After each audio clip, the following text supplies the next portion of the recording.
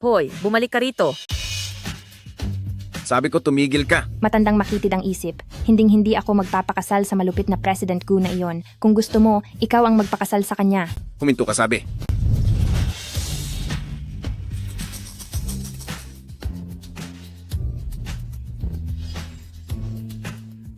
Tigil.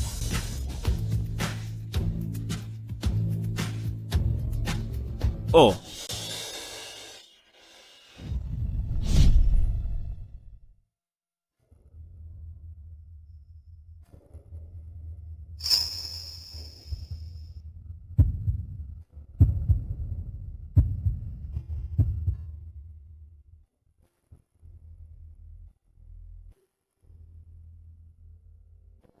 Sir, tulungan mo naman ako. Ibibigay ko sa'yo lahat ng pera ko.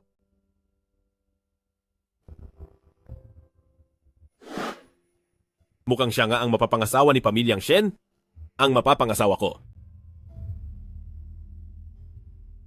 Hoy! Ang hinahanap natin ay ang panganay na anak ni Pamilyang Shen.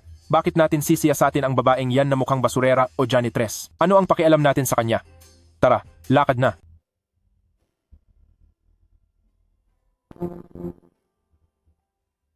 Sir, salamat sa'yo. Alis na ako. Teka, Anong ginagawa mo? Nagbayad na ako sa'yo kanina. Ngayon ba ipeperahan mo ako? hindi ako nandaraya at lalong hindi ako namimera. Pero kulang ang binayad mo. Kulang? Kung pagbabasehan ng oras ko, $100,000 bawat oras, hinalikan mo ako ng kabuang 1 minuto at 7 segundo at dahil ikaw ang nagsimula ng 2 beses, daragdagan ko pa iyon ng 2 segundo. Kaya ang kabuuan ay $1,916 at $16 at 67 sentimo. Sira ulo ka ba? Paano naman noong nilabas mo ang dila mo? 2 beses mo rin ginawa iyon. Gusto mo bang kuwentahin ko rin iyon? Pwede na sana ang mukha mo. May sira nga lang ang isip mo. Ma, nariyan si Shen Nanqiao. Sir, bilisan mo na ang pagmamaneho. Babayaran kita ng buo pati na ang tiket mamaya. Teka, sa tingin ko kailangan nating maliwanagan ang lahat muna. Sir, hindi mo naman sigurong kayang makitang ang isang inosenteng babae ay piliting ipakasal ng mga magulang niya sa isang malupit na lalaki na tulad ni President Gu? Sinong tinatawag mong walang kuwenta? Bilisan mo na, sir. Dali. Tumigil ka. Shen Nanqiao, maghanda ka sa akin. Sa wakas, busog na rin ako. Ang taong ito, medyo gwapo pala siya kapag hindi nagsasalita. Ang galaw niya ay napaka-elegante rin. Tapos ka na bang kumain? Kung tapos ka na, paghatian natin ang bayad. Huwag na pong mag-abala. Ako na ang magbabayad ng lahat. Ayokong nanlalamang sa ibang tao. At lalong ayokong nilalamangan ako. Kaya maghatian na lang tayo. Hindi ba mas madaling hatiin na lang ang kabuuan sa dalawa? Bakit mo nilalabas ang calculator? Parehas ang dami ng kinain nating pasta. Pero yung nasa ibabaw nito, pati yung mga kamatis at broccoli, ay ikaw ang kumain. Kaya kailangan mong magbayad ng dagdag na $8. Ang paketeng ito ng tissue ay may 10 piraso pang natira. Gumamit ako ng 2 piraso, pero gumamit ka ng 8, kaya kailangan mong magbayad ng 4 na beses ang halaga. Sa mangkok naman ng sopas, mas marami kang nakain na 4 na mushroom. At pati, ito ring platong ito ng hipon, 2 ang mas nakain ko kaysa sayo. Idagdag mo pa ang mula sa hotel hanggang dito na biyaheng hindi ko naman ginusto, 7 na kilometro. Kasama na rin ang pagkapudpud ng gulong at makina, kaya sa kabuuan, dapat mo akong padalhan ng $3,856 at 79 na sentimos.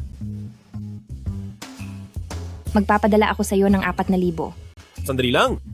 Idagdag natin ang kanina. Plus $1,916 at $16, 6 na sentimos, katumbas ng $5,000, $675, 34 na sentimos.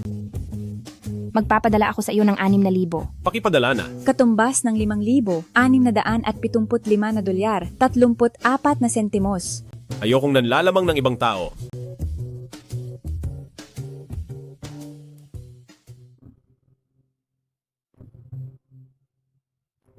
Kulang ang aking balanse.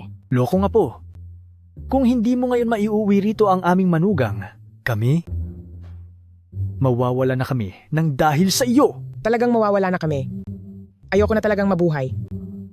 Ano po, maaari bang hulugan ang pagbabayad? Hindi pwede. Gagawa na lang ako ng kasunduan na may utang ako sa iyo. Wag na.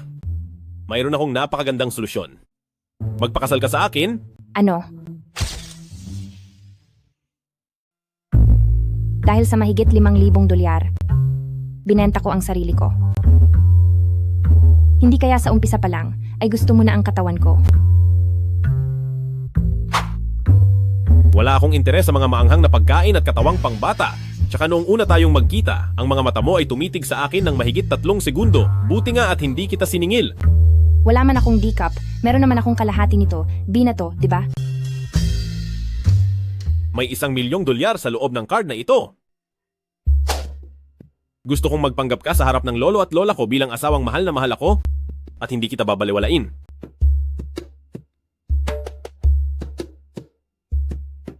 Wala ka bang lagnat? Kanina lang ay dahil sa 5,000 dolyar ay sobrang kuripot mo sa akin. Tapos ngayon bibigyan mo ako ng 1,000,000 dolyar? Ang perang ito ay para lamang sa isang taong pagiging asawa mo sa kontrata. Huwag ka nang umasa sa iba. May bayad iyon. Akala mo naman kung sinong big boss ka. Nasaan ang mamahaling sasakyan mo? Eto na. Maghintay ka lang. Nagawa ko ba ang isang misyon para makatagpo ng isang nakatagong mayamang boss?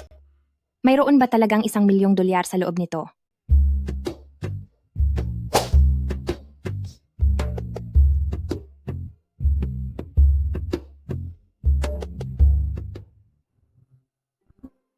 Sakay na. Mukhang nananaginip lang pala ako ng gising at masyadong nag-isip.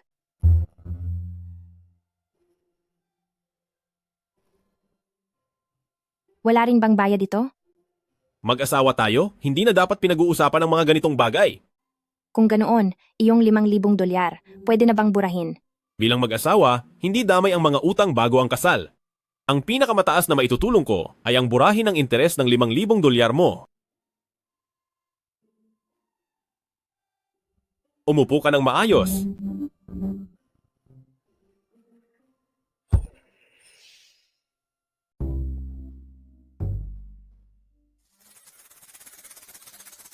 Hi, itong marriage certificate na ito ay totoo. Naku! Naku po, ito na ba ang asawa ng apo ko? Napakaganda naman niya. Kamusta po kayo, Lola? Ako po si Shen Nanchao. Sige, sige. Mana ito sa pamilya Gu na para sa asawa ng apo namin. At sa'yo na ito simula ngayon. Ang kulay nitong jade. Siguradong nasa 1,000,000 dolyar ang halaga nito. Sa tingin ko, ito na ang pinakaimportanteng gamit sa bahay na ito. Lola, napakamahalaga po nito. Hindi ko po ito matatanggap. Hindi, hindi. Ang regalo para sa asawa ng apo namin ay hindi na maaaring bawiin pa. Talagang hindi ko po ito matatanggap. Masyadong mahalaga ito. Tanggapin mo na ito ng buong puso. Uy, mahal kong apo. Ang asawa mo ba ay hindi gusto ang regalong binigay namin? Lolo, tingnan niyo po.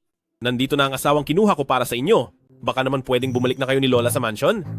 Dito po sa lugar na ito, sa gabi, pinapasok ng hangin at ulan ng bahay. Talagang nag-aalala po ako sa inyo. Ayaw kong bumalik? Kung gusto mong bumalik, mauna ka na. Alam mo, bahay ko ito noong bata pa ako. Komportable ako dito. Oo. Teka. Kung ang asawa ng apo ko ay ayaw sa jade bracelet na iyan, meron pa akong mas magandang regalo para sa kanya. Oo. Dali.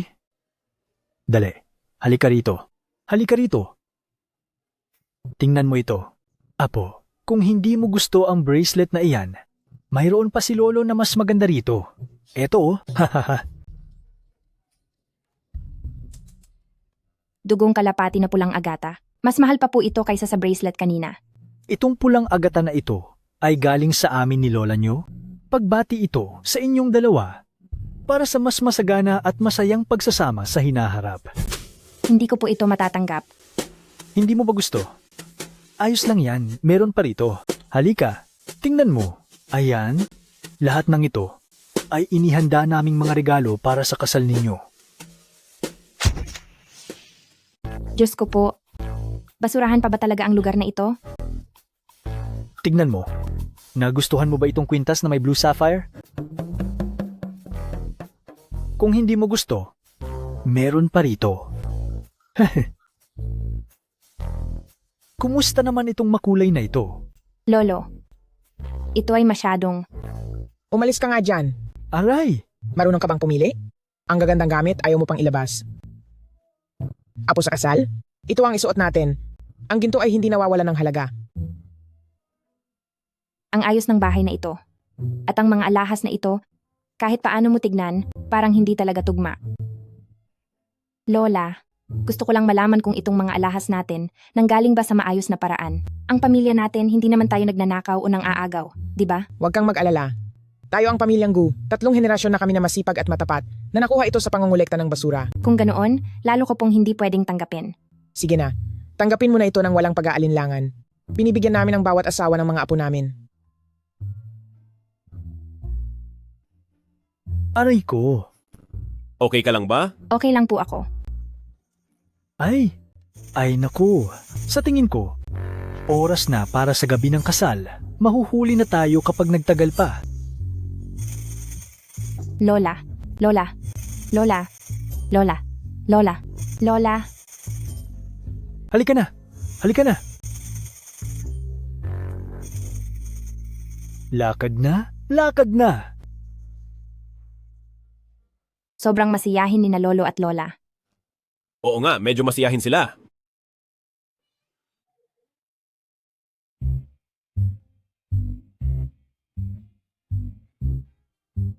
Anong ginagawa mo? Malalaman mo rin mamaya. Sinasabi ko sa'yo, may iba itong bayad.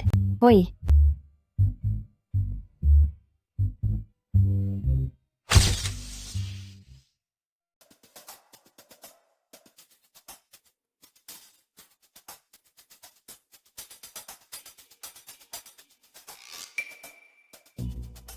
Guyanzao, hindi ko akalaing ang tatag mo rin pala.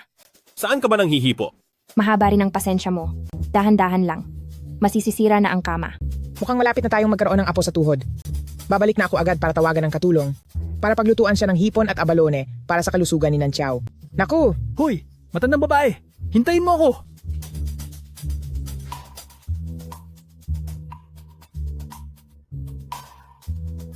Maganda ang katawan at ang mukha. Kung iisipin ay hindi na rin ako lugi.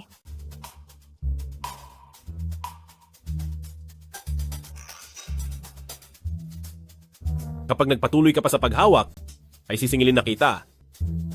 Akala mo ba ikaw lang ang pwedeng maningil? Mahal din ang presyo ko, no?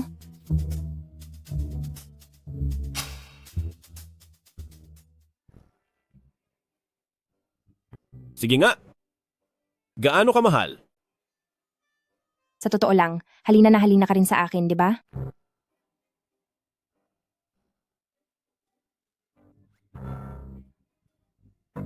Sa kama ka matulog? Dito naman ako. Sige, matulog ka na lang ng matulog. Isang magandang babae ang nakahiga rito, tapos pagtulog lang ang alam mo?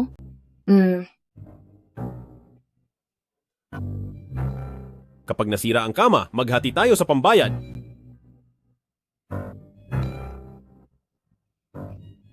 Magkumot ka ng maigi, dahil kapag nagkasipon ka, hindi kita hahatian sa pambayad sa gamot.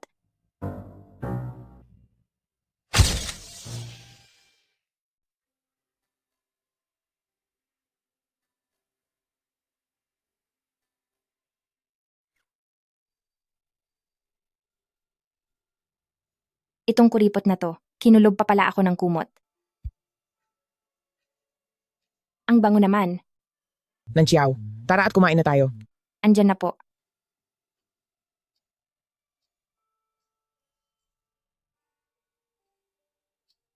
Panaginip lang ba ito? Napakagarbo ng pagkain natin ngayong umaga ah. Nanchiao, halina't kumain. Mga simpleng pagkain lang ito. Huwag mo sanang mapulaan. Lola, ang tawag niyo po rito ay simpleng pagkain?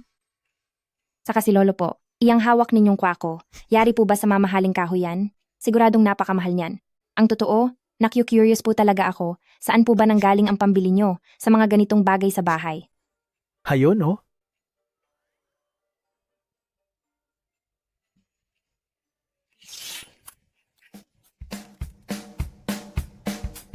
Kaya pala, talagang napakayaman pala natin. Pagsubok lang pala sa akin ang lahat ng ito. Hindi lang bilyonaryo. Kundi trilyonaryo. Makadaan nga. Salamat.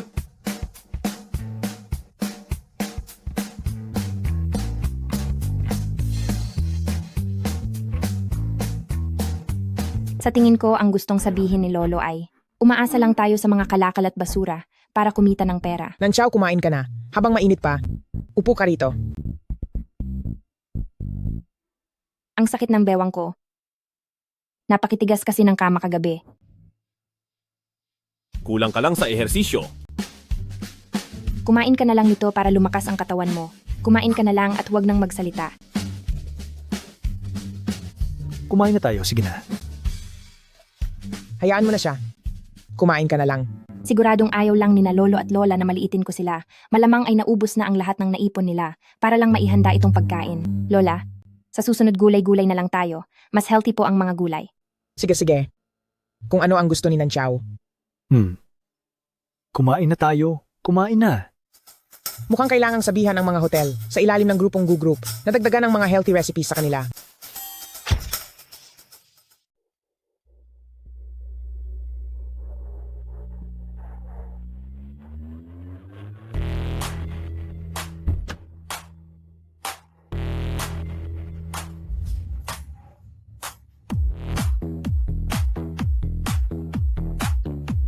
Sige po, President Gu. Oh.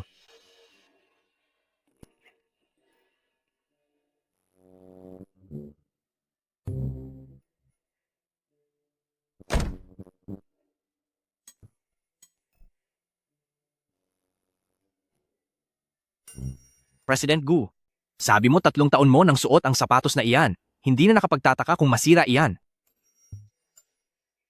Kailangang isuot ang sapatos hanggang sa maluma ito para makita ang tunay na halaga nito. Sabi ko na nga ba, kuripot ang mga mayayaman sa maliliit na bagay, pero gumagastos ng malaki kung kailangan. Ang sakit ng bewang ko. Bumili ka ng kama na komportable at malambot. Pumili ka ng pinakamaganda at ipadala mo sa tinitirhan ngayon ni Lola. Magpadala ka rin ng ilang pares ng damit. Bakit? Nagbago na ba ang isip mo? Nagtitipid ka para sa sarili mo, pero gumagastos ka para sa asawa mo. Gusto ko rin ng lalaking ganyan. Ang busog ko. Magtatrabaho muna ako para matunawan. Ay, apo sa kasal. Apo sa kasal. Ano ba itong ginagawa mo? Ipinakasal namin si Pamilyang Gu para mahalin ang asawa niya, hindi para magtrabaho. Lola, gusto ko lang pong kumilos-kilos para matunawan. Sige na nga, hayaan mo na kung mahirapan si Guyan Zhao, pero hindi mo dapat pahirapan ang sarili mo. Tingnan mo, ang payat na ng mukha mo. Igagawa ka ni Lola ng sabaw mamayang tanghali para magkaroon ka ng lakas. Hintayin mo lang ako ha. Naku, Lola, hindi ko na po talaga kayang uminom pa. Bakit parang tumaba pa ako ng 2 kilo?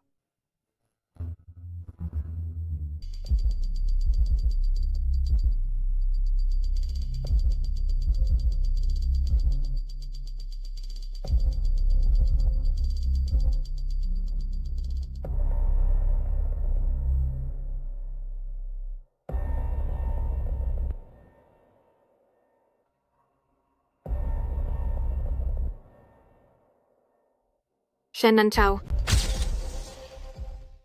Shen Nanchiao, Shenfang, ikaw nga talaga. Akala ko pa naman tumakas ka sa kasal at nagpakasal sa mayaman. Hindi ko akalain na sa isang kolektor lang pala ng basura ka pakakasal. Hoy, anong ginagawa mo? Shen Nanchiao, sandali. Ang mahal nitong sapatos ko.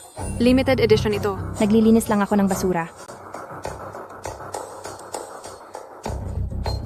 Nagpakasal ka lang pala sa namumulot ng basura. Kapag nalaman ito ni President Gu, tingnan lang natin kung paano kanya parurusahan. Masyado ka ng maraming pinapanood na drama.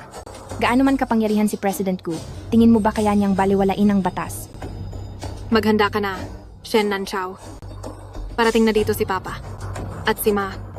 May dumating na isang maliit na kalakal, ngayon naman ay may 2 malaki pang paparating. Umalis na kayo. Dito sa amin, hindi kami tumatanggap ng ganyan kalaking basura. Ikaw. Shen Nanchiao, talagang nawawalan ka na ng respeto. Ma. Fang, ayos ka lang ba? Ma? Sobrang sakit talaga po. Saka dito, masyadong mabaho. Kahit lagyan mo pa ng pabango ang dumi, mabaho pa rin ang tingin niya sa lahat. Ikaw, suwail kang anak. Pagkatapos mong tumakas sa kasal na muntik ng ikapahamak ng buong pamilya. Ngayon naman ay kung ano-ano ang sinasabi mo, ituturing mo pa ba akong tatay mo? Pinilit niyo lang ako sa kasal na iyon. Kung maganda talaga sa pamilya Gu, bakit hindi niyo hayaan si Shenfang ang magpakasal para guminhawa? Ako, Ayon sa balita, masama ang ugali ni President Gu, pangit pa at mahina ang katawan. Kung si Fang Fang ang ipapakasal mo, hindi ba't para siyang malalanta sa lungkot? At wala naman sa katwiran na maunang ikasal ang kapatid kaysa sa ate niya. Ginagawa ito ni Ma para rin sa kabutihan mo, hindi ba? Kung talagang mabuti iyan, edi ikaw ang magpakasal. Walang hiya ka. Tinanggap ko na ang dote ng pamilya Gu. Kapag nagalit si President Gu, talagang malalagot tayo. Huwag mo kaming idamay. Kung hindi kita madidisiplina, hahayaan ko si President Gu mismo ang rumesponde sa'yo. Sir President Gu, nahanap na po namin si Shen and Chiao. Nandito siya ngayon sa Guli Recycling Center. Huwag po kayong magmadali. Dadalhin ko siya rito para humarap sa inyo. President Gu, hello? Low battery na. Subukan mong galawin siya. Ipunin ang lahat ng bouncer ng kumpanya, dalhin ang inyong kagamitan at umalis na tayo ngayon din.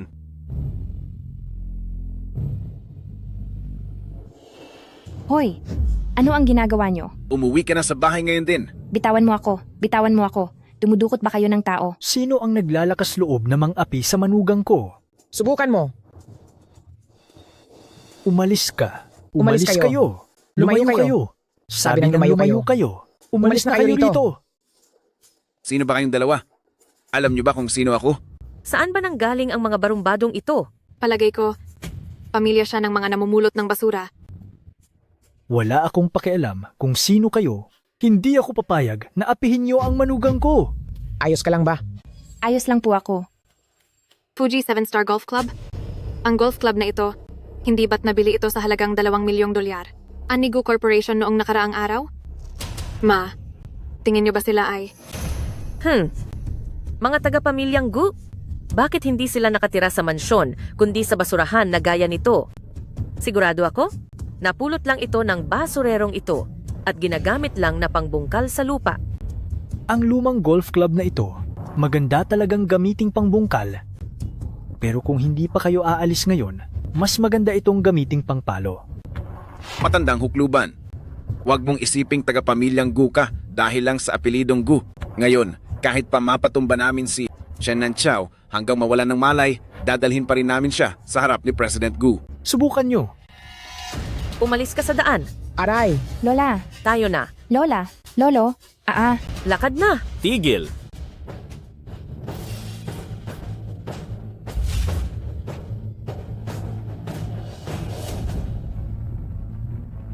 President Gu, President Gu. Ikaw pala ang fiancé ko, na si Gu Yanjiao.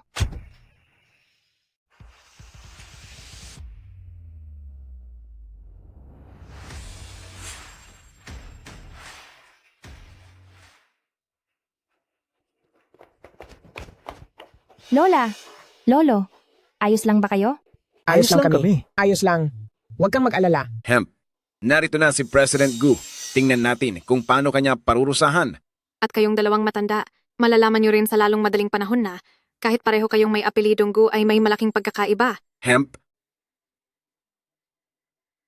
Ikaw. Iyong si President Gu, totoong napakamisteryoso niya.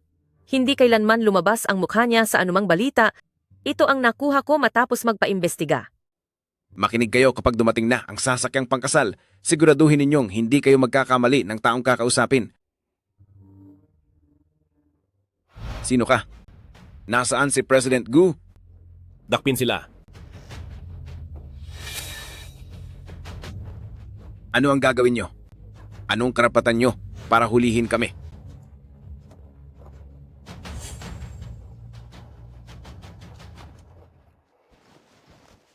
Tamang-tama ang pagdating mo. Sila ang may kasalanan, itinulak nila sina lolo at lola, at gusto pa nila akong kunin para ipakasal sa isang malupit na matandang lalaki. Totoo iyon. Ang sampal na ibinigay nila kay Nanchao, masakit iyon panoorin para sa akin.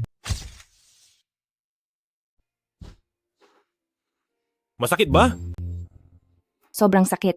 Apo, turuan mo sila ng leksyon. Kung hindi, aakalain nila na walang kampi ang mga pamilyang Gu natin. Anong gagawin nyo? Tatawag ako sa 911? Ilegal nyo kaming ikinukulong. Tinatawag itong ganti sa mga ginawa nyo. Hoy, anong ginagawa nyo? Nakatatanda ako sa inyo.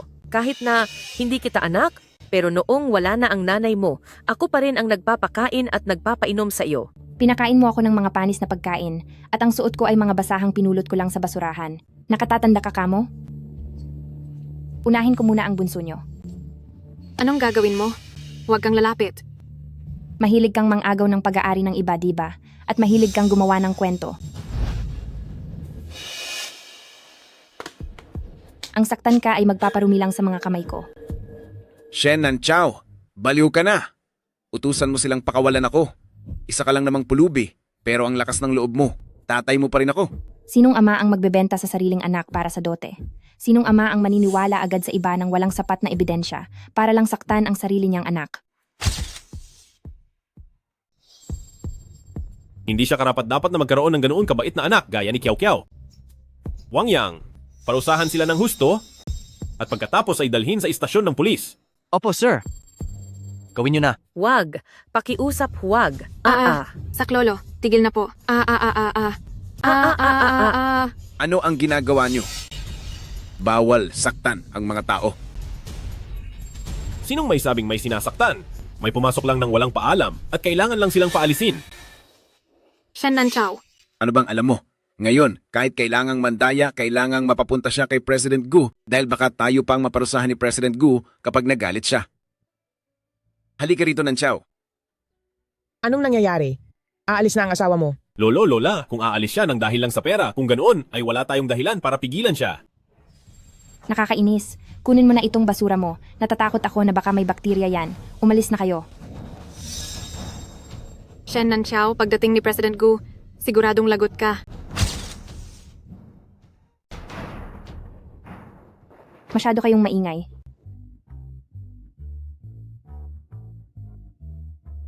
Huwag kang mag-alala, hindi ko na sila hahayaang gambalain ka pa. Pero yung mamahaling sasakyan kanina sa pinto, pati na rin yung mga bodyguard. Hindi kaya ikaw talaga si President Gu? Nagbibiro lang ako. Bakit parang kinakabahan ka? Napakakuripot mo. Paano ka namang magiging si President Gu? Ganoon ba? Lilinawin ko lang, hindi ko pagbabayaran yung kalahati ng nagastos kanina. Alam mo naman na may mga utang pa ako ngayon. Hindi mo kailangang magbayad. Sila ang mga dati kong kasamahan noong nag-bodyguard ako sa Gu Corporation. Noong nalaman nilang may problema sa pamilya, ay pumunta sila para tumulong. Sa pangangatawan mong yan,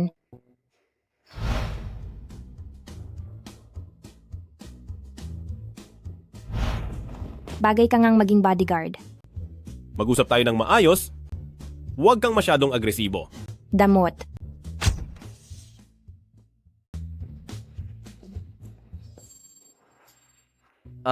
Oo nga. Ang aming Gu. Kuya Gu. Siya ang palaging tumutulong sa aming magkakapatid.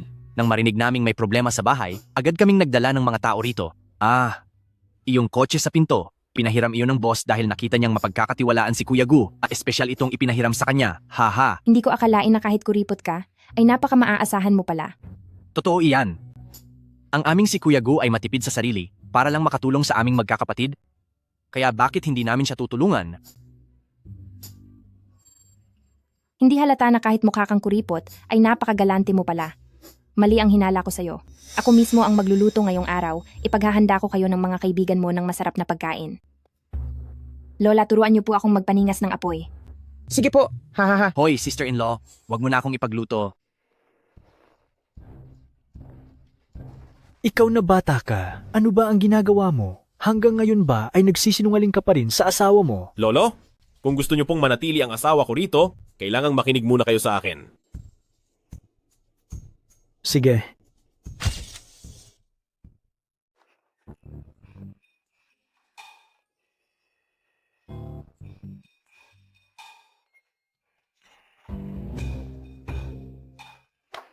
Maglatag muna tayo ng papel sa ilalim para mas mabilis lumakas ang apoy. Sige po. Ayan. Ang CEO ng Gu Group, na si Gu Yanzhao. Lola, itong CEO ng Gu Corporation, bakit kapareho ang pangalan niya kay Yanzhao? Naku, nung araw kasi, ang lolo mo ay nagpunta sa Gu Corporation para kumuha ng mga basura. Nabalitaan niyang ang tagapagmana ng pamilyang Gu Corporation ay ganoon ang magiging pangalan. Naisip niya na dahil hindi naman tayo nakapag-aral, ay mabuting iyon na rin ang ipangalan namin. Iyon pala ang nangyari. Lola, ituro niyo po ang gagawin at ako ang gagawa para mas mabilis kong matutunan. Sige, salamat.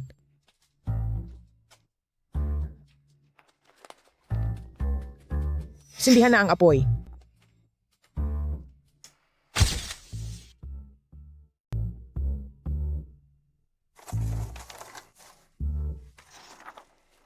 Dagdagan mo pa ang papel para lumakas ang apoy. Plano para sa pakikipagtulungan sa Gu Group Beicheng Project. Lola, bakit mayroon tayo rito ng proposal ng Gu Group? Wala namang halaga yan. Maliit na proyekto lang na nagkakahalaga ng $1 billion. Huwag nyo nang malaking parusahan ng pagsasama ng apo ko at ng asawa niya. Ito yung kinuha ko sa pamilya Gu noong nangunguha ako ng mga basura. Binigay nila iyan sa akin dahil ayaw na nila. Ganoon po ba? Ano na po ang susunod nating gagawin? Magdagdag ka pa ng panggatong. Sige po.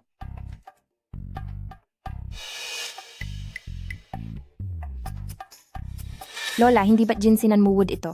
Bakit natin ito ginagamit na panggatong? Naku, kahoy lang ito galing sa lumang sopa na binaklas ng asawa ko. Wala masyadong halaga yan. Mali yata ang tingin ko. Iha, mainit na ang kawa. Sige po.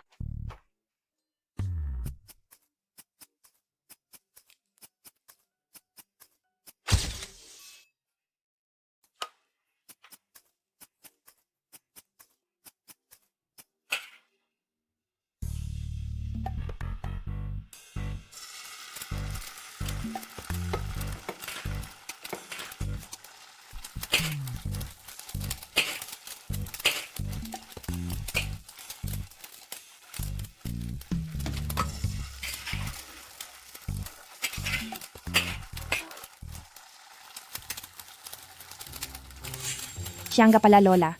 Wala na po tayong alak na panuto. Maaari po ba kayong bumili ng isang bote? Sige.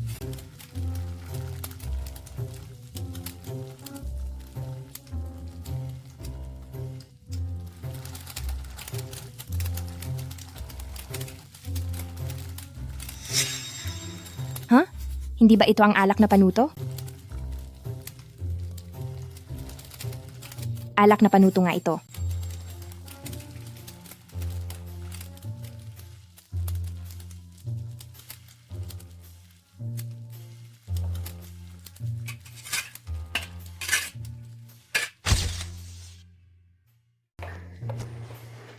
Huy, nasaan na sila?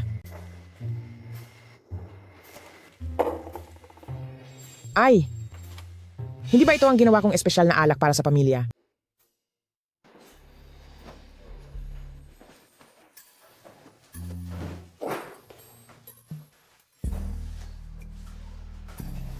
Napakasuwabe. Basag ang plato, hindi ako makikigulo sa babayaran mo rito ha. Sige lang, magbayaran tayo. Gusto mo bang paghatian din natin ang gastos para sa proteksyon? Kung iyan ang gusto mo, wala naman akong problema doon. Niluto ko itong lamang loob. Subukan mo kung tama ang alat. Tamang-tama para makita rin natin kung gumagana pa ng maayos ang katawan mo. Hindi mo pa naman nasusubukan, kaya paano mo nasabing hindi ko kaya?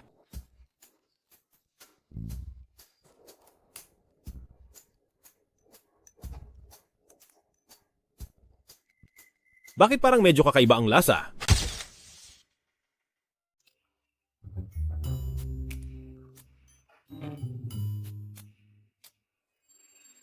Hindi naman. Maayos naman.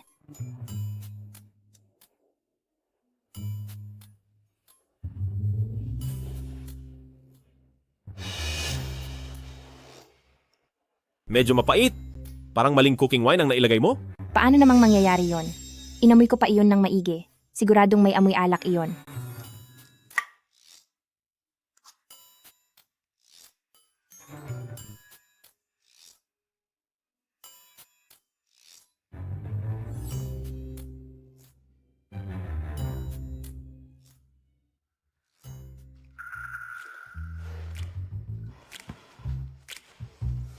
Napakainit naman.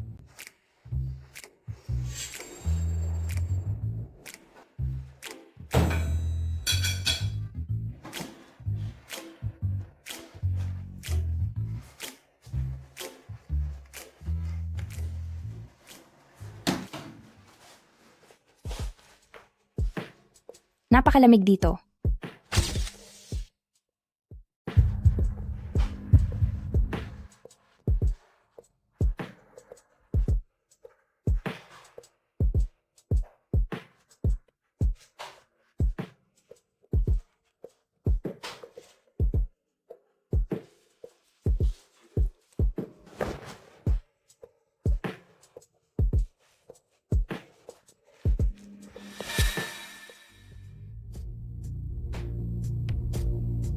Guyanzhou, Ah, hindi ba parang masyadong mainit?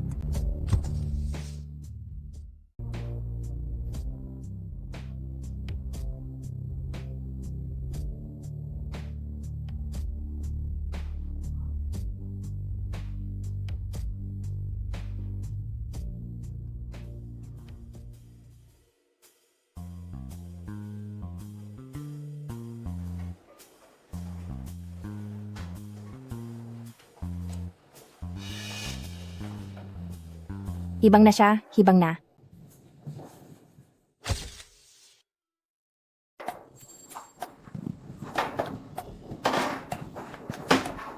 satisfied ka ba sa serbisyo? Gising ka na pala? Nakita na ang lahat, bakit kailangan pang mahiya? Siguro, siyam na pong. Napakawalang kwentang serbisyo, hindi ako satisfied kahit konti. Kung ganoon, bigyan pa ako ni ate ng pagkakataong bumawi? Nananaginip ka ng gising.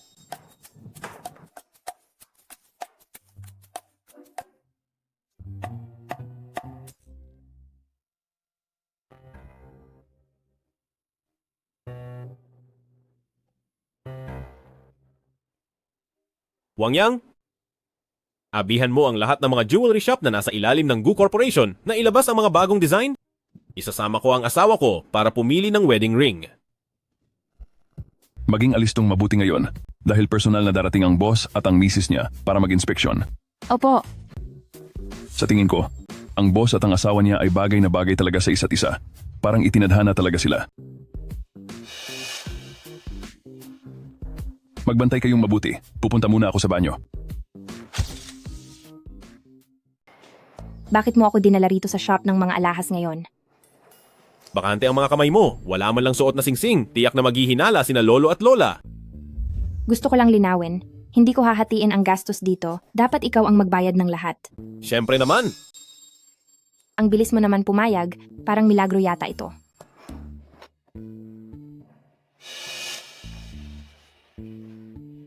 Anong ginagawa mo? Makatiba ang katawan mo?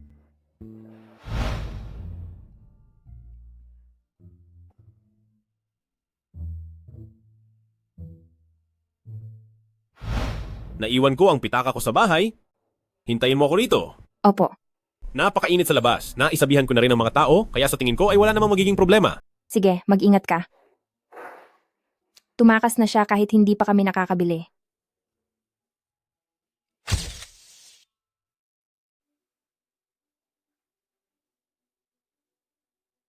Ganyan ba ang klase ng serbisyo sa shop na to?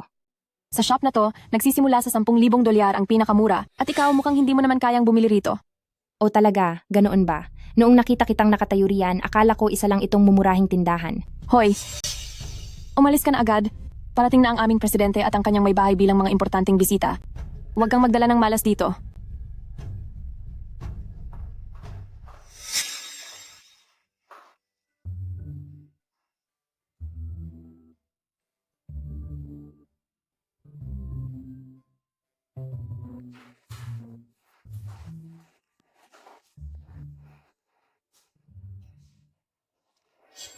Ano kaya ang gagawin ng presidente nyo kapag nalaman niya kung paano nyo pinapakitunguhan ang inyong mga customer? At kung dagdagan ko pa ng konting kuwento ang mga ginawa mo, tingin mo ba mapapanatili mo pa ang trabaho mo?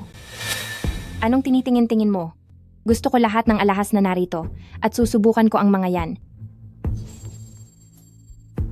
Iswipe ang card, bayad na. Buti na lang ay nakuha ko ito kay Guyanzhou at nandito pa ang card. Magagamit ko ito para magpasikat. Hindi ba ito ang card na para lang sa Gu Corporation? Posible kayang asawa siya ng ating CEO at nagkunwaring mahirap para lang mag-inspect? Sige, kunin mo ako ng isa sa luha ng asul na buwan na singsing na may brilyante. Sige po, sandali lang po.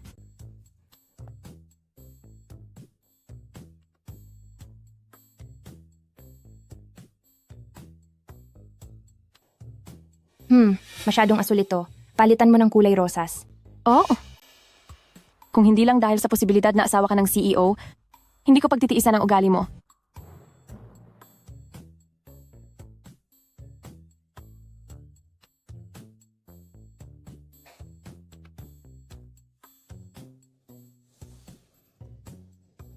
Ayaw ko. Masyado itong rosas at mukhang nangingitim ako. Palitan mo uli.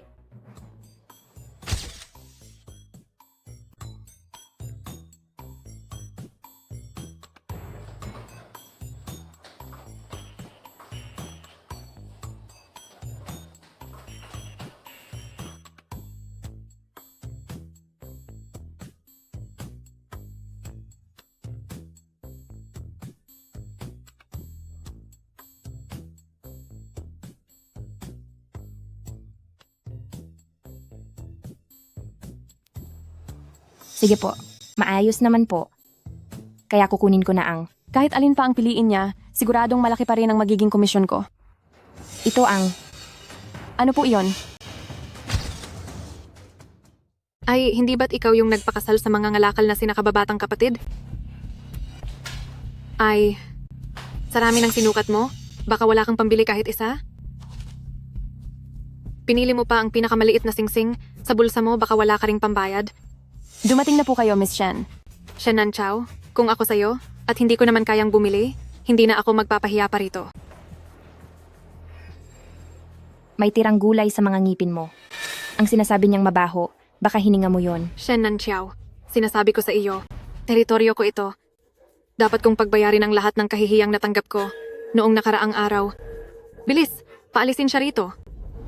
Sandali, Shen Nanchao, kung luluhod ka at magmamakaawa sa akin, pag-iisipan kong bumili ng isa bilang regalo sa kasal mo.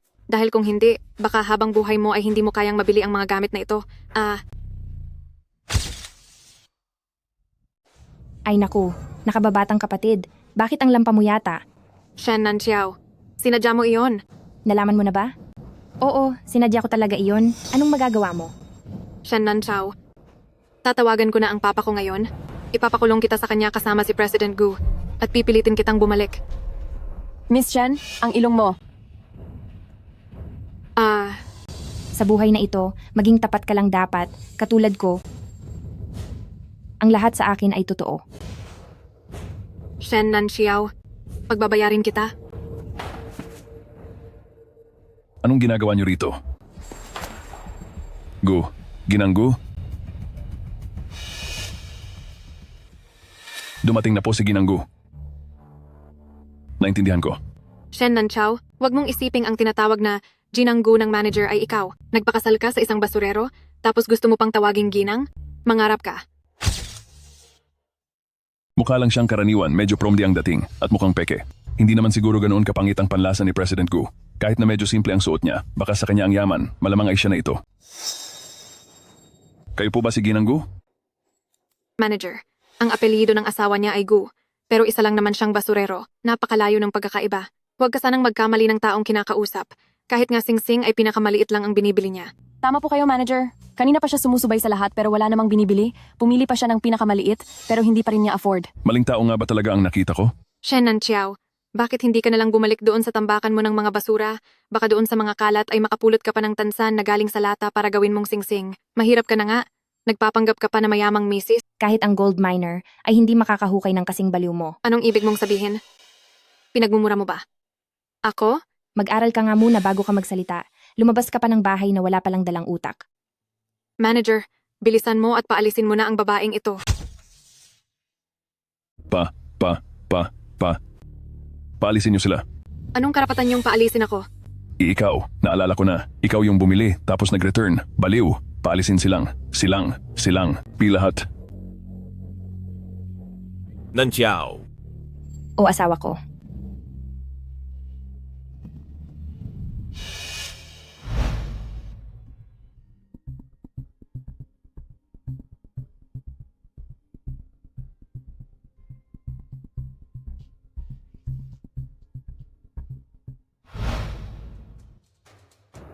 Hindi ko gusto ang tindahang ito. Lipat tayo ng iba. Shen Nanchao, baka naman basurero lang iyang asawa mo. Kaya kahit nandito siya ay hindi niyo pa rin afford kaya tatakas na lang kayo. Tama. Di ba? Opo, tama po. Anong tama? Ang makapangyarihang taong ito ay hindi mo basta-basta mababastos. Gu. Mister. Halatang halata po na galing kayo sa marangyang pamilya. Ano po ang kailangan ninyo? marunong ka ngang magsalita. Kukunin ko ang lahat ng magugustuhan niya. Ibibigay po namin ang lahat ng nasa shop na ito para kay ma'am. Manager, kanina ang ugali mo ay hindi ganyan. Ay kasi si Gu, mister. At ang aming Gu, boss. Magkapareho sila ng apelido, kaya may pribilehiyo siya. Hindi ko akalaing magagamit pala ang pangalan mo ng ganyan. Ang swerte mo. Ang pagkakaroon mo ang tunay kong suwerte. Ang dating namumulot ng basura ay naging isang pulubi. Mahilig talaga ang mahihirap sa libre. Akala mo naman kung sinong importante. Halatang naiinggit ka lang. Kaysa gawin mo yan, umuwi ka na lang at asikasuhin ang ilong mo. Ikaw, walang hiya ka. Hoy, anong gagawin mo? Manager, ganito ba kayo magserbisyo dito? Bakit nyo hinahayaang pumasok ang kung sino-sino lang? Bakit nakatayo ka pa dyan? Paalisin siya. Bitawan niyo ako. Isang taga-kolekta ka lang ng basura, anong karapatan mong paalisin ako? Sinasabi ko sa inyo, nasa akin ang numero ng totoong President Gu. Tatawagan ko siya ngayon din. At maghanda na kayo, dahil luluhod kayo para dilaan ang sapatos ko. Bakit tumutunog ang cellphone mo? Ikaw ba talaga ang totoong President Gu? Manager, kapag hindi mo pa siya pinaalis, aalis na kami. Isa lang siyang taga-kolekta ng basura. Paano siya magiging totoong President Gu? Siguradong peke ito. Isa itong kasinungalingan. Sandali lang. Hump. Shen Nanchiao, nagawa mo akong saktan? Ako ang dapat mong irespeto. Sinasabing ang ate ay parang ina. Wala ba akong karapatang turuan ka ng leksyon? Sa susunod na manghusga ka uli ng tao base sa katayuan nila, parurusahan kita sa bawat oras na marinig ko iyon. Shen Nanchao, hindi pa tayo tapos. Inaatake ka ba ng rabies? Ilayo niyo siya rito. President Gu, Nagkataon lang iyon. ang talino talaga. Gusto mo ba ang lahat ng ito? Kung ganoon, kunin na nating lahat. Masyadong mahal. Lumipat na lang tayo ng ibang shop. Manager, Opo, sir. mayroon ba tayong promo sa shop ngayon? Ay opo, mayroon. Lahat. Lahat bagsak presyo ang lahat dito. Bilang pasasalamat na rin sa inyo. Pumili ka na.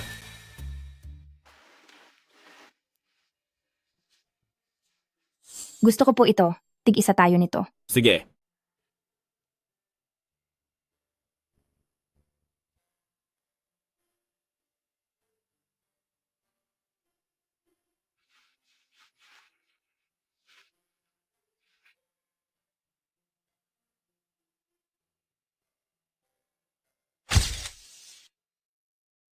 Talaga namang magandang pares, bagay na bagay, parang mga anghel, perpektong magkapareha talaga kayong dalawa. Manager, bakit hindi ka na nauutal magsalita?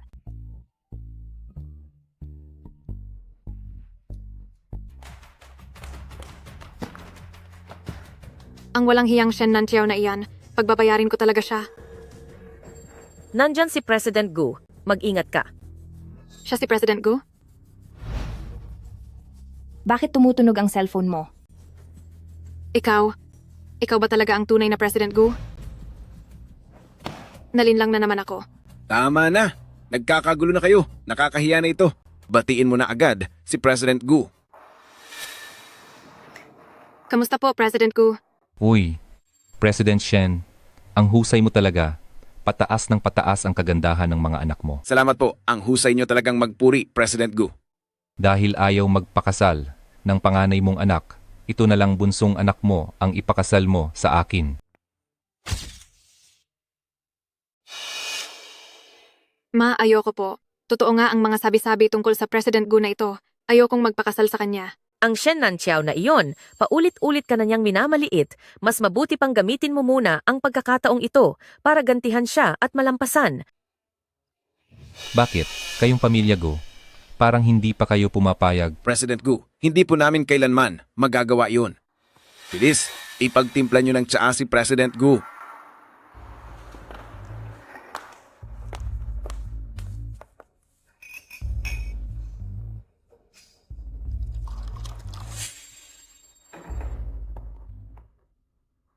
Opo.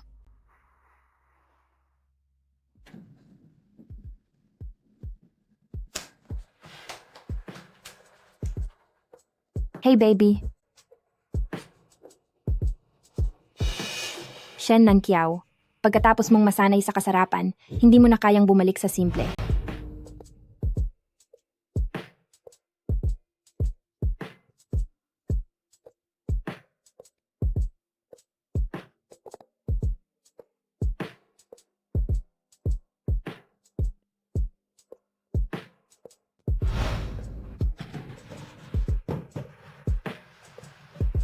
Hayaan na nga. Matutulog na lang ako.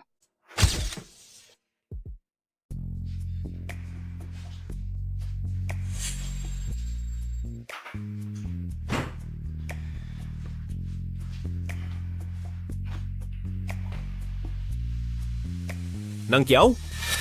Kay gandang gabi?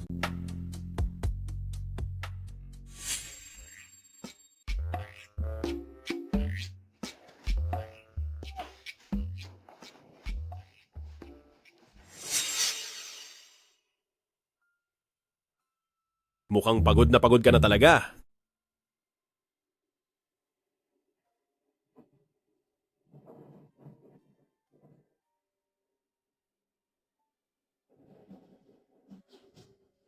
Oo, 8 abs.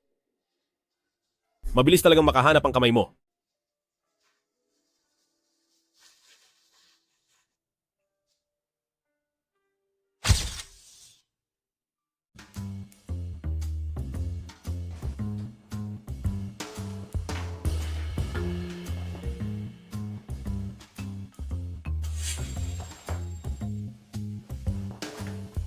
Bakit ang aga mong nagising?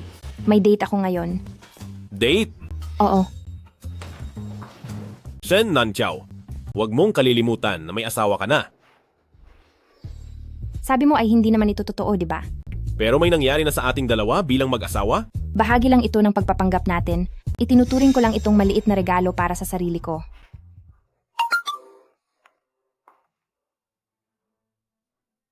Pupunta ako sa Gu Corporation para magtrabaho at susunduin ako ni Brother Zian. Ay naku!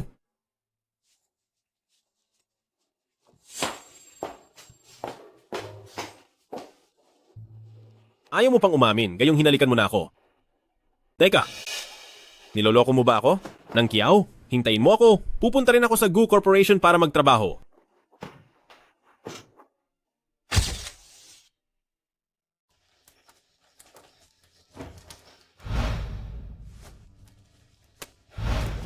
Bakit ko ba siya kailangang halikan ng kusa? Masyado talaga siyang gwapo, kaya nakaka-distract. Nang Xiao, Papunta na.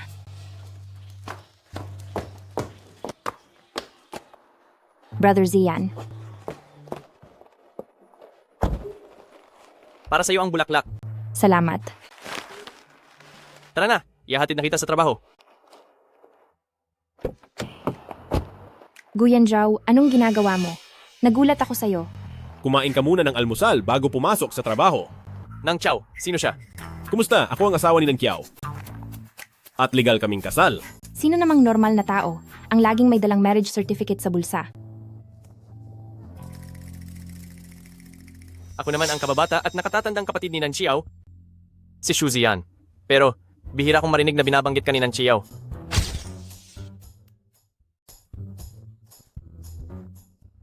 Ayos lang yan. Dahil hindi magtatagal, madalas mo nang maririnig ang pangalan ko mula sa kanya. Dahil kami ni Nang Xiao ay laging magkasama sa lahat ng bagay. Kahit sa pagtulog, magkasama pa rin kami. Tara na, asawa ko. Uwi na tayo para mag-almusal. Sandali lang. Teka, si Brother Zian. May allergy si Lolo sa mga pollen. Uy, Brother Zian, sumama ka na sa aming mag-almusal. Pasensya ka na, masyadong maliit ang bahay namin, walang sapat na pwesto. Para sa isang bisitang tulad mo, baka gusto mo na lang umalis. Ano bang ginagawa mo? Bisita si Brother Zian. Brother Zian, dito ka na maupo. Umalis ka riyan. Brother Zian, dito ka na maupo. Ay nako! Lola, pati mga ulam ngayon ay puro kulay berde. Dahil tinuturing kang kapamilya ni Nang Xiao, dapat ay maasikaso ka namin ng mabuti. Mga simpleng luto lang ito, pero may inihanda pa akong ibang mga espesyal na putahe. Kukuhanin ko lang po. Salamat po, Lola. Brother Zian, kumain ka na. Nang Xiao, kayo ba? Ganito talaga ang kinakain niyo palagi? Hindi naman, Brother Zian. Baka nagmamadali lang sila ngayong araw, kaya puro gulay ang ulam. Huwag kang mag-alala, maayos naman nila akong inaalagaan. Kung nagrereklamo ka dahil hindi masarap, wala namang pumipilit sa iyong manatili rito. Nang Xiao, mali ang iniisip mo? Ang ibig kong sabihin ay, ang artichoke na ito ay nagkakahalaga ng $1,500 ang kalahating kilo. Itong Lianzhou Choisum naman, sa mga ilalim lang ng Gu Group na 7-star hotel lang makikita. $100,000 ang isang plato. Kapag nalaman niya ang tunay kong pagkatao mula sa iba, siguradong magagalit si Nang Xiao. $100,000? Brother Zian, nagbibiro ka ba? Paano magiging $100,000 ang halaga ng isang platong gulay? Ay, tinatanim lang ito ni na lolo at lola para maglibang. Sige na, kumain ka ng maraming gulay dahil masustansya ito at malusog sa katawan. Heto po, tikman mo ang ginawa kong kimchi. Lolo, maging ambangan ng kimchi mo ay isa ng antigong gamit. Hindi lang basta simpleng pamilya ang pamilya nyo, di ba? Lolo, ito ay malamang yung nakuha nyo lang po mula sa pangongolekta nyo ng mga basura, di ba? Tama? Tama? Tama? Iha. Totoo ba lahat ng sinabi mo kanina? Totoo po, Lolo. Nakita ko na, ang blue and white porcelain na ito sa auction, magsisimula ang presyo nito sa $1,000,000. Ganoon ba?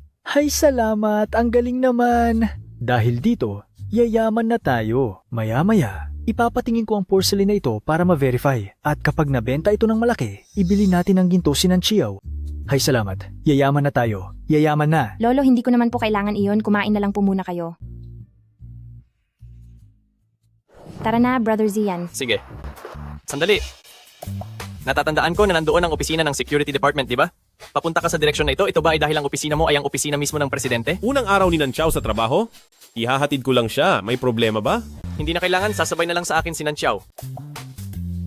Oo nga po, wag nyo na po maantala ang trabaho nyo. Sasahan naman ako ni Brother Zian. Tara na, Brother Zian.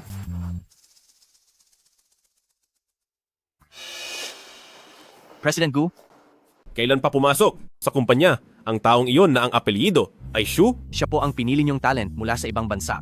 Base po sa pagtatalaga ng internship, sila po ng madam ay magkapares bilang guro at mag-aaral. Paghiwalayin sila. Dapat silang paghiwalayin.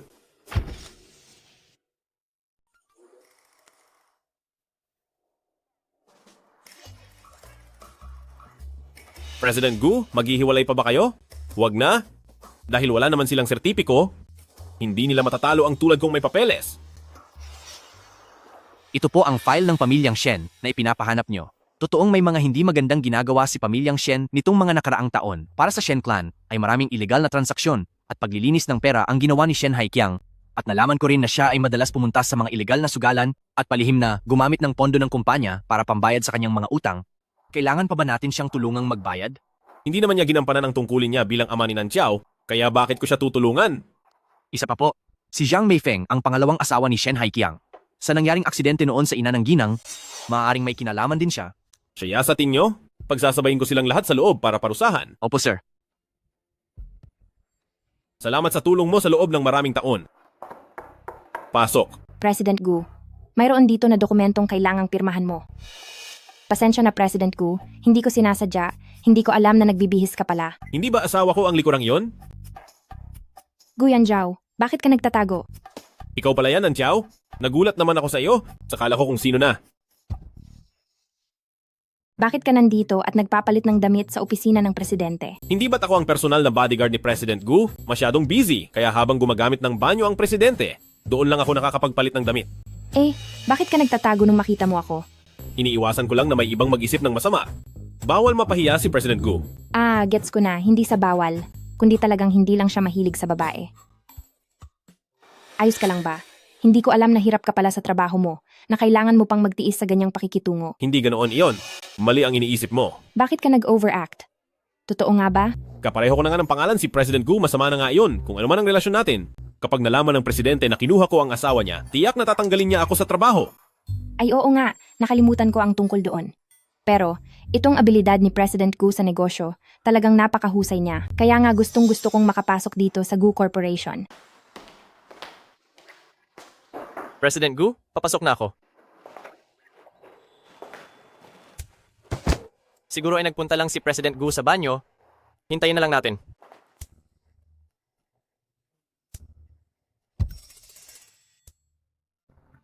Bakit ka umupo? Hindi ko alam. Parang boses iyon ni Brother Jian. Siguro naman ay ayos lang. Shen Nanchiao, sasabihin ko sa iyo, sa mundong ito, liban sa akin, walang ibang lalaki ang mapagkakatiwalaan mo. Kalokohan. Sabay kaming lumaki ni Brother Zian. Sila ay...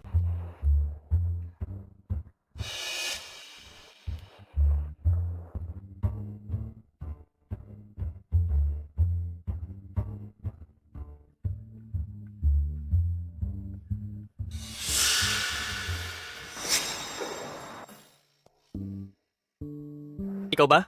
Si President Gu? Hindi po ako iyon. Ako po ang sekretarya ni President Gu. Nandoon po si President Gu sa conference room. Ihahatid ko na po kayo roon. Hindi. Malinaw kong narinig na may boses dito. Ano po iyon? Pusa po iyon ni President Gu?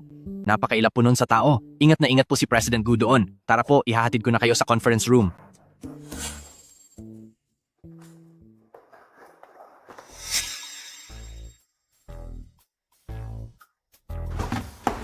Huwag kang malandi rito sa labas.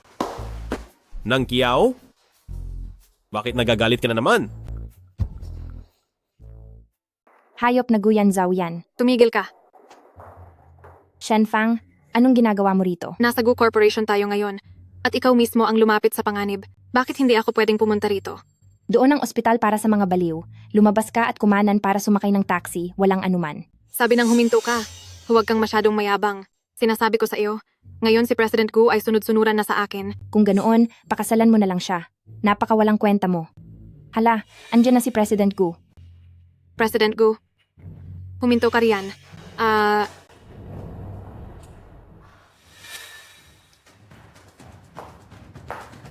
Shen Nanchiao, sinasadya mo to. Oo naman, sinadya ko talaga yon. May mga mata ka nga, pero wala ka namang nakikita. Sinong sisisihin mo? Humanda ka sa akin. Pagbabayarin kita.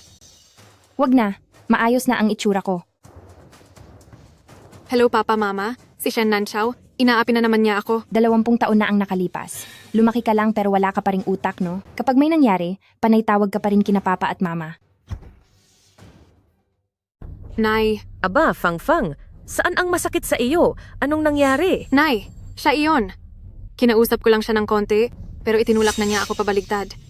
Hindi lang ang tangkad mo, pati ang galing mong baligtarin ang katotohanan ay tumangkad din pala. Tumahimik ka. Kapatid mo siya bilang ate. Bakit hindi mo na lang siya pagbigyan? Sino ba ang nagtakda na dapat laging magpaubaya ang ate sa kapatid? Isa pa, hindi naman siya ang nanay ko, at ang genes ng nanay ko ay hindi magsisilang ng anak na ganyan kababa ang IQ. Ikaw, Ayos lang namang pagbigyan siya. Hindi ba't ipinaubaya ko na sa kanya ang manugang ng pamilya Gumo? humanda ka sa akin. Halika kayo rito at manood. Tingnan ninyo ang nangyayari. Kayong President Gu, naloko kayo ng babaeng ito. Siya nga, si Shen Nanchiao, pagkatapos niyang makuha ang dote ninyong President Gu, ay nakipagtanan siya sa isang basurero. Wala akong nakuha kahit isang sentimo sa dote. Kung sino ang kumuha ng pera, siya ang dapat magpakasal. Hanggang ngayon, hindi ka pa rin nagsasabi ng totoo. Darating na ang mga President Gu maya-maya, mabubunyag din ang lahat. Tumabi kayo. Anong nangyayari rito? Narito na po pala kayo, President Gu. Ikaw ba si President Gu? Ang hitsura mo na mukhang hindi ka galang-galang ay eksakto gaya ng mga sabi-sabi pero pakiramdam ko ay may mali. Ito ang Gu Corporation at siya si President Gu. Paano iyon magkakamali? Kung hindi ka naniniwala, itanong mo sa mga tao rito. Ako ang tunay na President Gu. Ha? Ang tagumpay ng Gu Enterprise na ito at ang narating nito ay dahil sa aking paghihirap. Siya nga si President Gu. Nandito na siya simula noong itatag ang kumpanyang ito. Lumuhod ka na at humingi ng tawad kay President Gu. Kung gusto mong maging alipin, gawin mo mag-isa. Siya si President Gu dahil ang pangalan niya talaga ay President Gu. At may ambag nga siya sa bagong kumpanya dahil galing siya sa construction site dati. Huwag na tayong makialam dahil tayo ang unang masisisi, tayong mga hamak na empleyado lang. Elder Shen, hindi ko akalain na itong panganay mong anak ay mas higit na maganda kaysa sa bunso mo at ang hubog ng katawan niya ay napakahusay. Opo, tama po kayo. Basta ba masaya kayo sa kanya? Asawa mo na siya, kaya pwede mo na siyang isama ngayon din. Naku, Diyos ko. Aray ko. Shen Nanchiao, anong kabaliwan ba ang ginagawa mo?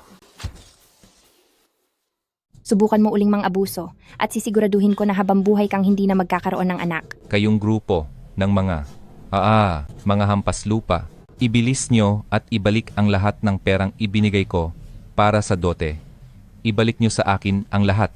Hindi ko napakakasalan ang baliw na babaeng ito. Huminahon po kayo, Sir Gu.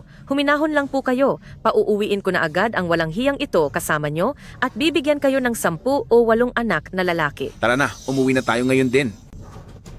Bitawan mo ako, ikaw na matandang bastos.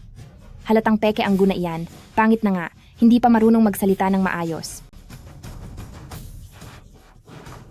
Ikaw! Ako na mismo ang tatapos sa iyo at paparusahan kita. Subukan mong hawakan siya. Sino ba ang kumakausap?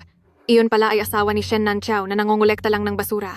Ano naman ang magagawa niya rito? Kaya pala biglang, Ang hangin dito sa Gucci Building ay naging amoy mahirap. Sir Gu, siya ang nangongolekta ng basura. Siya ang tumangay sa asawa nyo. Parusahan nyo po siya agad. Sinong nangahas tumangay sa asawa ko? Ano? Pagbabayarin ko siya. Si, Sargo. Sargo. Patawad po. Nagkamali ako. Kayo po ang totoong Sir Gu. Mamaya ay isa-isa akong ipapaliwanag sa iyo. Paano naging posible iyon? Nakatira ang pamilya niya sa junkyard. Paano siya magiging si Sir Gu? Totoo. Mismo ang mga mata ko ang nakakita. Ang buong pamilya nila ay suot ay punit-punit na damit. Hindi ko alam kung talaga bang tanga kayo o nagmamaang-maangan lang sa buong kumpanya. Sino ba ang hindi nakakaalam na ang pamilya ni Gu Corporation ay yumaman dahil sa pangongolekta ng basura? At dahil sentimental ang amo at ang misis niya, Paano nangyari ito? Hindi ba't sinabi mo lang na ikaw si Sir Gu? ako naman talaga si Guzong. Nandito na, ang totoong Sir Gu. Pero pinipilit mo pa rin ikaw siya? Guzong naman talaga ang pangalan ko Nanchao, dahil kasal na kayo ni Sir Gu, may bahagi pa rin si Papa sa tagumpay na iyon. Pagpasensyahan mo na ang maliit na sakripisyo ko. Ang kapal talaga ng mukha mo. Kung swerte ka mo ang magdusa, di sana malunod ka sa dami ng swerte. Nanchao, tama na yan. Ama mo pa rin ako. Ngayong kasal ka na kay Sir Gu, ang dote na para sa pamilya natin hindi dapat mabawasan kahit isang sentimo. Hindi dapat bababa sa $500 milyong. Ano kaya ang iniisip niya? Ikaw na matandang walang hiya, kahit ibenta mo pa ako, hindi aabot doon ang halaga ko. Gusto mo ng pera, di ba? Kahit isang duling, wala kang makukuha. Meron ka niyan. Sa hinaharap, ang buong Gu Corporation ay magiging iyo na. Nay, bakit ang babaeng iyan ay nagkaroon ng ganoon kagandang kasal? Dapat ay ako ang ikinasal kay President Gu. Huwag kang mag-alala, kapag nakuha na natin ang dote mula sa walang hiyang iyan, ihahanap kita ni nanay ng mas mainam na mapapangasawa. Ibibigay ko sa inyo ang dote, pero bago ang lahat, kailangan muna nating tapusin ang ilang mga bagay. Anong ginagawa nyo? Ako, ang biyenan ni President Gu. Kikilala na niya ako kanina lang. Parusahan siya. Sa loob ng maraming taon, nagampanan mo ba kahit kaunti ang responsibilidad mo bilang ama? Alam mo ba kung gaano karaming hirap ang dinanas ni Nanchiao?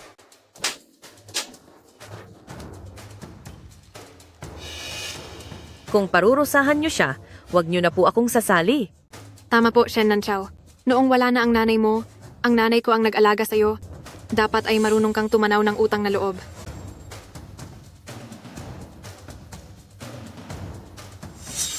Kung hindi ko man siya pwedeng saktan, pwede naman kitang parusahan, di ba?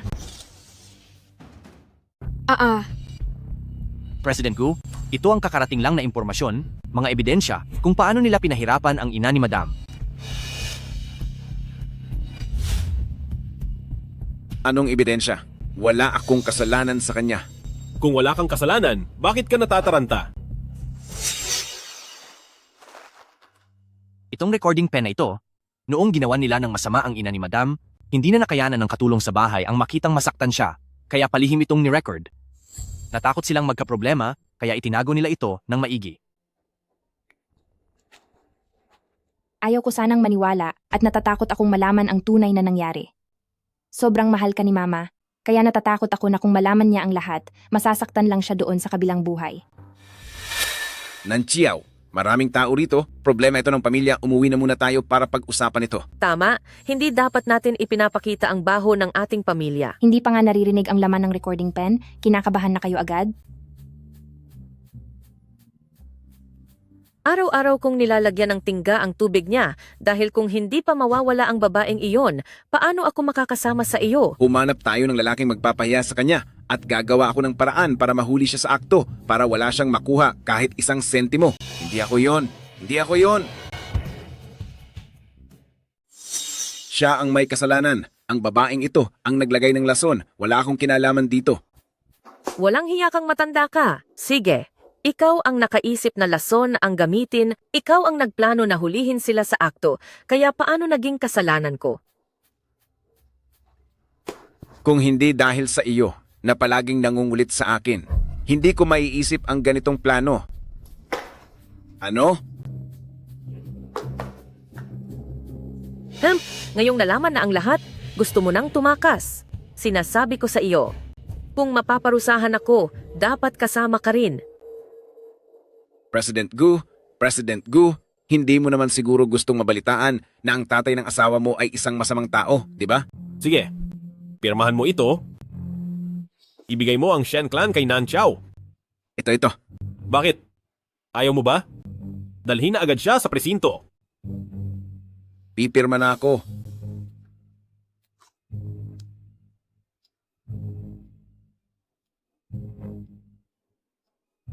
Eto na, tapos na. Ilayo na sila?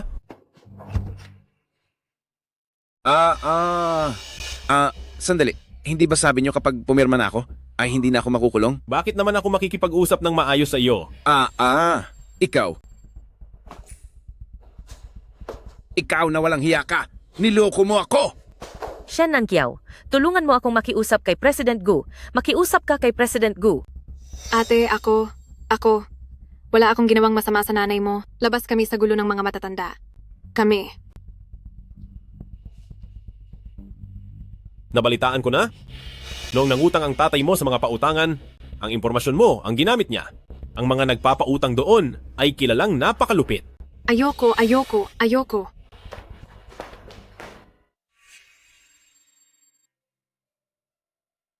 Pasensya na kung hindi ko nasabi sa iyo ang tunay kong pagkatao.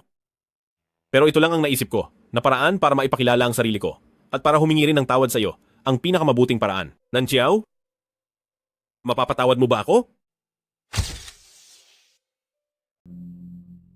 Pwede mo akong pagalitan? O kaya saktan? Sabihin mo lang sa akin ang paraan para patawarin mo ako. Ngumiti ka. Ibig bang sabihin yan ay pinatatawad mo na ako? Depende iyan sa magiging kilos mo. Sa totoo lang, mayroon akong matagal ng utang na loob sa iyo. Salamat sa iyo. Ito ay lahat ng responsibilidad ng isang asawa. Hindi na kailangan pag-usapan ang mga ganitong bagay sa pagitan ng mag-asawa. Kiss na yan.